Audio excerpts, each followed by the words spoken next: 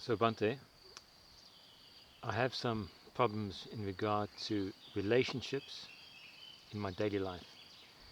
Now that I have been keeping the precepts, it seems to be affecting those relationships because other people in my life don't keep those precepts and I keep them. So now my family and my friends are all not keeping the precepts. Thus we're going in opposite directions, and it seems that, so now they're upset with me for keeping the precepts because I'm doing that which is going opposite to what they are doing. Should I be trying to get them on my side or just let them go their own way? As far as I can see, those relationships are no longer valuable. Well, yeah, I mean, the relationships might not be valuable, but you might still be stuck with those people. So you can't just switch it off, like if it's the same household or something like that. So you don't have to change their ways. That's not on you. But you do need to draw a line. So if your friends or family or people in your environment are trying to pressure you to not keep the precepts, means they don't really, they're not showing respect to your basic choice. So you will need to draw a line just so they realize that they might not be showing the respect because they don't take you seriously. So if you want to be taken seriously, you need to stick to the precepts and stick to the practice and put up with the initial peer pressure and whatever, teasing or people being upset. Just take that as a result of your precepts. Either way, you can't, you shouldn't be getting angry or trying to change their ways or get them to understand you or something. Sooner or later, when people see that that it's not just a whim, that it's not just some sort of a momentary inspiration, but you are sticking to it, they'll start to respect it. And if they don't, then you draw a line and you tell them, and you could have a normal conversation without getting angry about it. But either way, you should not be compromising your precepts on account of it, and you certainly should not feel like it's your duty now to change everybody's mind and get everybody to accept you or something, because that's not going to happen. Even if everybody does what everybody thinks they should be doing, people will still find ways of disagreeing with you and so on.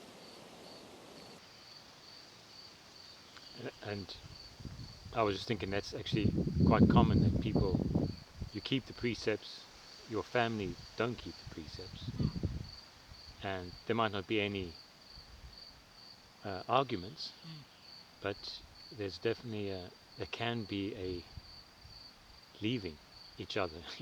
There's separation eventually happens, and that's just... I mean, separation happens even when neither party keeps the precepts. So this is just like one of the reasons that so it's either way, it's not end of the world really. It's especially because this is actually beneficial, as opposed to a million of other worldly things you could be doing that would bring you and your family to grow apart. This is actually beneficial for you and your family, diminishing greed, aversion, and delusion.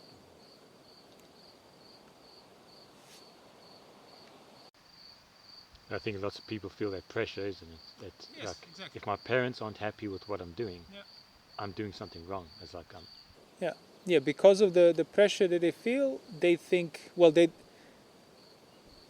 they can't. The mind is still not mature enough to accept that feeling of discomfort as part of the deal until the mind grows out of it. So by having that feeling of discomfort, they confuse that, I must be doing something wrong. Because otherwise, why do I feel bad? Well, you feel bad because you're in the environment that contradicts your new mode of behavior. That contradicts your old mode of behavior, your own mode of behavior. Even if nobody is against you, when you start keeping the precepts, you're going to feel the pressure more. You're going to feel anxiety, lack of confidence, all of those things, because your sense of confidence and being sure in yourself was based on worldly things, on things that were rooted in greed, aversion, delusion. And now you're diminishing that, so a sense of self is kind of fading, and it's not going to be felt pleasantly. So the point is to then realize that feeling unpleasant does not necessarily mean you're doing something wrong. It could mean that, but obviously that's when you reflect upon the whole situation and you see, hold on, I'm not doing anything wrong. Yes, I feel bad. Or why do I feel bad? Well, because the bad feeling has arisen on account of keeping the precepts. Mine is not in my control in that fundamental sense. It will feel whatever feeling comes. And mine is to not lose, my job, my duty is to not lose perspective regarding that. Perspective in... Like in what you should continue to be doing, which is keep the precepts and not giving to the pressure of your feeling.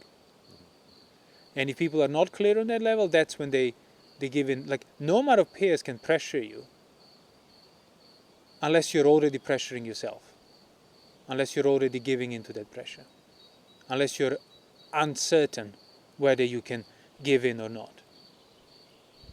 But if you know that you wouldn't be breaking the precepts, no amount of your friends or family can make you do so. Or if you know what is wholesome and what is not wholesome. Yeah.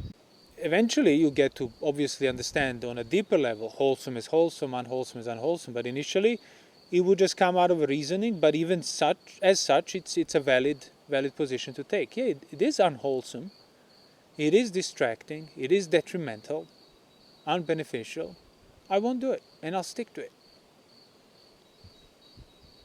And how other people might tease you or not see you in the same way, well, that's part of the deal. But what are you taking as your guide? Your parents or the Dhamma?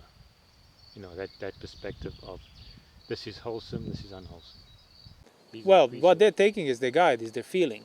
Yeah. If they give in to the pressure, it's they're acting out of their feeling because they don't want to bear it. So they compromise their perspective.